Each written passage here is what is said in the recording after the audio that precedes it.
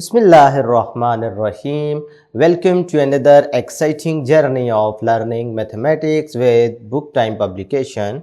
Today we will learn something new and exciting in mathematics grade 3, unit number 3, that is about fractions, and our topic is comparing fractions. यानी आज हम सीखेंगे कि fractions को कैसे compare किया जाता है। पहले तो लफ्ज़ कंपेयर के बारे में सीखते हैं। कंपेयरिंग का मतलब क्या होता है? कंपेयरिंग का मतलब है कि अगर आपके पास कोई सी दो नंबर मौजूद है ना, या कोई सी दो क्वांटिटी है, तो आप बताएं कि किस में ज़्यादा है किस में कम है। यानी नंबर्स की बात करो तो कौन सा नंबर बड़ा है कौन सा नंबर छोटा है, या दोनों नंबर इक्वल भी हो सकते हैं। तो ये क्या कहलाता है? कंपैरिजन, यानी कंपेयर करना। अब फ्रैक्शन कंपेयर करने में क्या होगा कि कौन सी फ्रैक्शन बड़ी है कौन सी फ्रैक्शन छोटी है। इसमें आपके पास केस आएगा जो हमने सीखना है आज, लाइक फ्रैक्शंस का। ये मैं थोड़ा सा इंट्रोडक्शन आपको करवा दूं, नेक्स्ट क्लासेस में आप जाके इनका इन डिटेल पढ़ेंगे। लाइक फ्रैक्शंस क्या होगी? जिसमें डिनोमिनेटर सेम होगा। ये डिनोमिनेटर अगर सेम हो ना तो इनको हम लाइक फ्रैक्शंस कहते हैं। जो हमने इस लेवल पे कंपैरिजन सीखना है ना फ्रैक्शंस का, वो लाइक फ्रैक्शन के लिहाज से सीखेंगे। ये एक एग्जांपल आपको दी गई है कि रुमैसा का बर्थडे है और उसकी अम्मी ने एक केक बनाकर उसको 4 हिस्सों में तकसीम किया है, और रुमैसा ने 1 पीस खाया है, 2 पीस हफ्जा ने खाए हैं। तो रुमैसा ने 1 पीस खाया तो इसका मतलब है 4 में से 1 यानी 1/4, और हफ्जा ने 2 पीस खाए हैं तो इसका मतलब है 2/4 यानी 4 में से 2।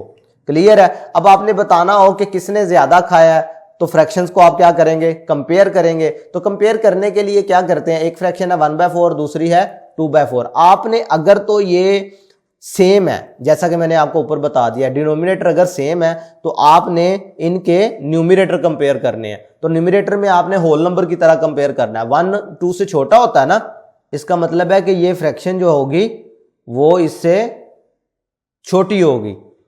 क्लियर है मेरी बात? यानी 2/4 इज ग्रेटर देन 1/4। पता चला कि हफ्जा ने ज्यादा केक के पीस खाए हैं। क्लियर है? ये इस तरह से है, 1/4 इज लेस देन 2/4। बात क्लियर हो रही है आपको? यानी आपने जब कभी भी फ्रैक्शंस को कंपेयर करना है, आपने पहले देखना है उनके डिनोमिनेटर को। अगर तो डिनोमिनेटर सेम है तो इसका मतलब है यही प्रोसेस होगा जो मैंने अभी आपको सिखाया है। फिर आपने उनके न्यूमरेटर देखने हैं, न्यूमरेटर को वैसे कंपेयर करना है जैसे आप होल नंबर्स का कंपैरिजन करते थे। और अगर जैसा कि इस केस में था 1 2 से छोटा है तो इसका मतलब है ये फ्रैक्शन भी इससे छोटी होगी। नेक्स्ट देखते हैं जी, which fraction is greater in 5/7 and 2/7। अब इसमें भी देखो तो डिनोमिनेटर दोनों का सेम है, तो आपने क्या करना है? इनके न्यूमरेटर्स को कंपेयर करना है। न्यूमरेटर में आपने देखा 5 2 से बड़ा है। अगर 5 2 से बड़ा है तो इसका मतलब है इससे बनने वाली जो फ्रैक्शन है वो भी उससे बड़ी होगी, यानी कि 5/7 ग्रेटर देन होगा 2/7। लेकिन ये उस केस में होगा जब आपके पास denominator of the given fractions same होंगे। उस केस में जिसका न्यूमरेटर बड़ा होगा वो फ्रैक्शन भी बड़ी कंसिडर की जाएगी। क्लियर है? ये कीप इन माइंड में आपके पास बड़ी इंपॉर्टेंट इंफॉर्मेशन दी गई है जो आपने याद रखनी है। प्रैक्टिस सेक्शन 3D पर आ गए हैं। इसका क्वेश्चन नंबर 1 है हमारे पास, सॉल्व कर रहे हैं। Use this symbol to compare fractions. भाई ये फ्रैक्शंस आपके सामने दी गई हैं, इनको कंपेयर करना है और आपने इन सिंबल को अप्लाई करना है। देखें जी, 2 जो है 3 से लेस होता है, लिहाजा ये फ्रैक्शन भी इससे लेस होगी। क्यों? क्योंकि नीचे डिनोमिनेटर में वैल्यू सेम है। ये जितने भी आपको क्वेश्चन नजर आ रहे हैं इन सब में डिनोमिनेटर की वैल्यू सेम है ना, इसका मतलब है रूल यही अप्लाई होगा जो आपको कीप इन माइंड में मैंने सिखा दिया।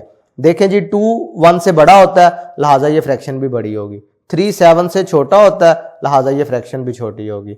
3 7 से लेस है, इसका मतलब है ये फ्रैक्शन भी लेस होगी। 5 लेस देन 7 होती है, इसलिए इधर भी लेस देन होगा।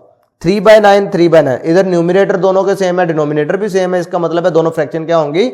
इक्वल फ्रैक्शन होंगी। अब नेक्स्ट वाले पार्ट इसी तरीके से आप कर लेंगे। भाई पार्ट जी में देखो ना, 5 1 से बड़ा है, इसका मतलब है ये फ्रैक्शन भी इससे बड़ी होगी। क्लियर है? अब ये जो 2 पार्ट रह गए हैं ये आपको एज अ होमवर्क असाइन कर रहा हूं, इनको आपने लाजमी सॉल्व करना है। आज के लिए इतना ही। अल्लाह हाफिज।